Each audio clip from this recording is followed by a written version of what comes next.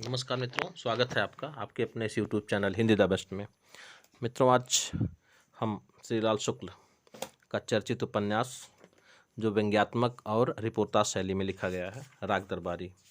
यह अति महत्वपूर्ण उपन्यास है जो हर हिंदी परीक्षा में पूछा ही जाता है। तो इसके जो प्रमुख पात्र हैं उनके बारे में चर्चा करेंगे। तो आइए मित्रों, वीडियो शुरू करते हैं। तो सबसे जो प्रमुख पात्र हैं वो वैद्य जी हैं। वैद्य जी सुपालगंज गांव के सबसे प्रभावशाली व्यक्ति, छंगामल विद्यालय के प्रबंधक, लोगों को जड़ी बूटियों से इलाज करते हैं। गांव से शहर तक छोटे और बड़े अफसरों से साठगांठ, जिसके चलते वैद्य जी की हनक गांव से लेकर शहर तक बनी हुई है। अच्छे बुरे हर निर्णय में इनकी भागीदारी रहती है।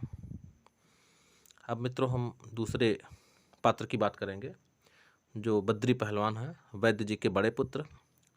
बच्चों को अखाड़े में कुश्ती लड़ाकर पहलवान बनाना इनका पेशा है और अपने पुराने चेलों के अनैतिक, असामाजिक एवं गैर कानूनी कार्यों का संरक्षण देते हैं।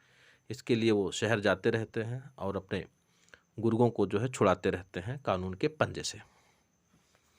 तीसरा जो पात्र है वो रुप्पन है। रुप्पन वैद्य जी के छोटे पुत्र हैं।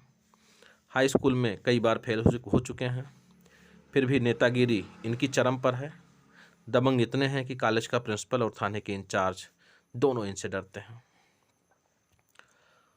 चौथे जो पात्र हैं उनको मैं चौथे पर रखा हूँ, फिर भी जो है वो इस कहानी के नायक भी कहे जा सकते हैं। वैद्य जी के भांजे हैं जिनका नाम रंगनाथ है। इतिहास से में है। शरीर इनका जो है शहर में रहते हुए कमज़ोर हो चुका है। स्वास्थ्य लाभ के लिए शिवपालगंज बुलाए जाते हैं। शिवपालगंज अपने मामा यानी वैद्य जी के यहाँ रहते हैं। लेकिन गांव की इस तरह की कहानी, इस तरह के छल प्रपंचों से बड़े दुखी, व्यथित और अचंभित रहते हैं। फिर भी नीति अनीत छल कपट पर रोक सकते हैं। और लेखक ने रंगनाथ नाम को सही चुना है क्योंकि रंगनाथ में लालच, अन्याय, शोषण, अत्याचार, अनीति आदि का रंग कभी नहीं चढ़ा। इसके बाद पात्रों में 5वें नंबर पर प्रिंसिपल का नाम आता है जो छंगामल कॉलेज के प्रिंसिपल हैं। वैद्य जी के चाटुकार हैं और गबन में भरपूर सहयोग देते हैं। बहुत ही चालाक किस्म के व्यक्ति हैं। हमेशा चाटुकारिता से जो है गबन करवाते रहते हैं और वैद्य जी का भी पेट भरते हैं और अपना भी। इसके बाद मास्टर खन्ना एक पात्र हैं जो विद्यालय के लेक्चरर हैं। प्रिंसिपल से इनकी बिल्कुल बनती नहीं है। विद्यालय के कुछ अध्यापक भी इनके साथ रहते हैं और विद्यालय के गबन का ये प्रतिरोध करते हैं। फलस्वरूप अंत में नौकरी से हाथ धो बैठते हैं। इसके बाद छोटे पहलवान जो बद्री पहलवान का वफादार चेला है, कुशहार प्रसाद का लड़का है, बात बात में अकड़ दिखाने वाला है और अपनी हेकड़ी से लोगों को डराता रहता है। यहाँ तक कि अपने पिता को भी कुल्हाड़ी से मार देता है और बाद में इसका पंचों में मुकदमा चलता है।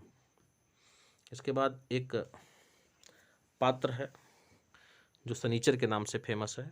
फिर भी उसका जो मूल नाम है वो मंगल प्रसाद है, लेकिन उसकी बेतुकी बातों से उसे वैद्य जी के यहाँ सभी सनीचर ही कहते हैं। शरीर पर सिर्फ अंडरवियर ही धारण करता है, बाकी कुछ नहीं, नंग धड़ंग रहता है। भांग घोंटता है और सबको पिलाता है। लेकिन धीरे धीरे उसमें भी वैद्य जी के घर पर रहते हुए बड़ी चालाकी और मक्कारी भर जाती है। बाद में वो शिवपालगंज का प्रधान पद जीतता है। इसके बाद एक पात्र है मित्रों लंगड़ के नाम से, जिसका नाम जो है लंगड़ प्रसाद हो गया था, फिर भी लोग लंगड़े या लंगड़ कहते थे। ऐसा पात्र है जो बड़ा जिद्दी किस्म का है। कचहरी से नकल प्राप्त करना चाहता है और नकल भी बिना घूस के। इधर से लंगड़ अपनी जिद को पकड़े हुए है कि वो नकल प्राप्त करने के लिए कोई पैसा नहीं देगा, और उधर नकल बाबू इस जिद पर है कि बिना पैसा लिए नकल नहीं मिलेगी। अंत में नकल बाबू की जीत होती है और लंगड़ कई महीनों तक चक्कर काटता है, फिर भी उसे नकल नहीं मिल पाती। इसके बाद एक पात्र है गयादीन जो गांव का साहूकार है, बहुत ही चालाक व्यक्ति है और बेला नामक नायिका या लड़की का पिता है। बेला कौन है? बेला गयादीन की पुत्री है, बद्री पहलवान की प्रेमिका। बद्री पहलवान जो ब्राह्मण थे फिर भी बनिए की लड़की से विवाह करना चाहते थे और इस जिद पर अड़े हुए थे, जिसको लेकर के वैद्य जी काफ़ी दुखी थे। अंत में थक हार कर वह विवाह के लिए गैदिन के पास जाते हैं, लेकिन वह तैयार नहीं होता है।